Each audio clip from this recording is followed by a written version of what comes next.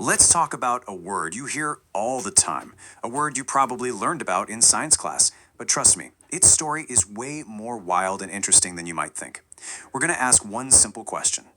All right, so let's get right into it. When you hear the word atom, what's the very first thing that pops into your head? Is it one of those textbook diagrams, or is it maybe something else entirely? Because this one little word has taken on a life of its own. I mean, think about it.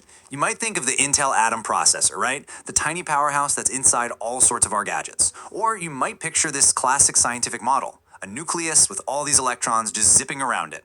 So you've got two totally different things, sharing the exact same name. What's the deal? To really get what's going on, we've got to start with the atoms of the modern world. And you're going to be surprised at just how many there are. We're talking superheroes, software, and the very chips that run our lives. So first up, believe it or not, we're heading to the world of comics. In the DC universe, the atom isn't a particle, it's a person. Actually, it's been 5 different people since way back in 1940. The first one just had a cool atomic punch, but the one everyone knows, Ray Palmer, could literally shrink down to a subatomic size. Talk about embodying the idea of huge power in a tiny, tiny package. And of course, the tech world jumped all over this name. On one side, you had Atom, the text editor from GitHub. It was a foundational, a fundamental tool for coders. On the other side, you have Atom, the web standard, a basic format for sending out content like news headlines and blog posts. You see the pattern? Both were seen as these core, essential building blocks for the digital world.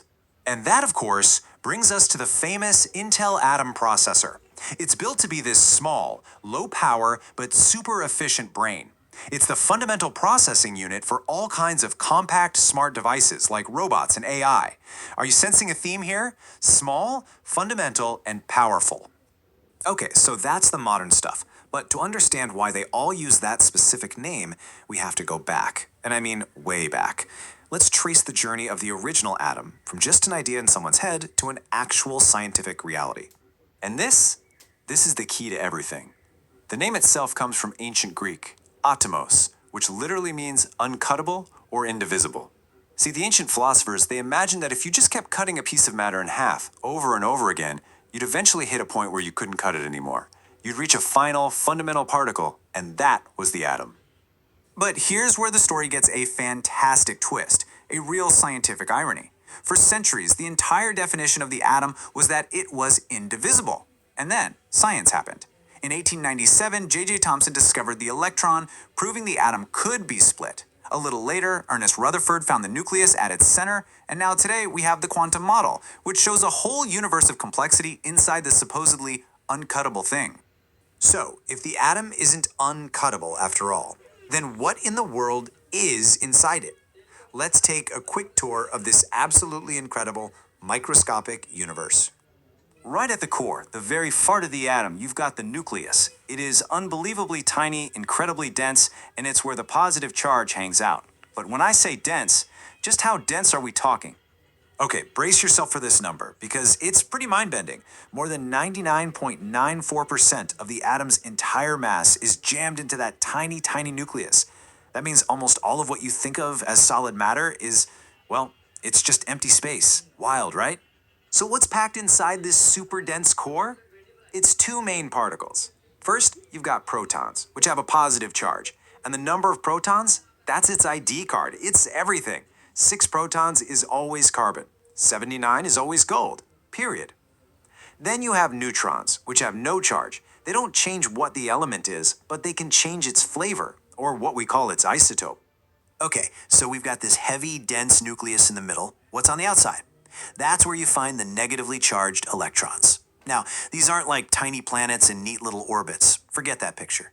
It's more like a fuzzy cloud of probability, a region where an electron is likely to be, held there by the magnetic pull of those positive protons in the nucleus.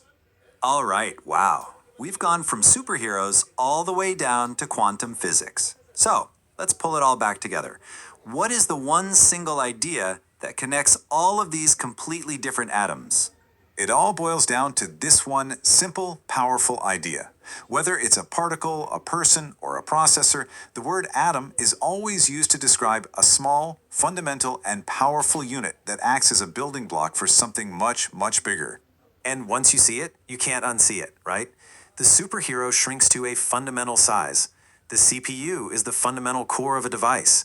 The editor was a fundamental tool for building bigger things. And of course, the scientific atom is the ultimate fundamental building block of all matter. So that leaves us with a really fascinating thought to chew on. The entire original definition of the atom, the indivisible particle, was eventually proven wrong. Our understanding grew, it evolved. It really makes you wonder, doesn't it? What other fundamental truths that we take for granted today might be seen completely differently in the future? Hey, if you enjoy digging into this with me, please do share this and subscribe to the channel. Thanks for tuning in.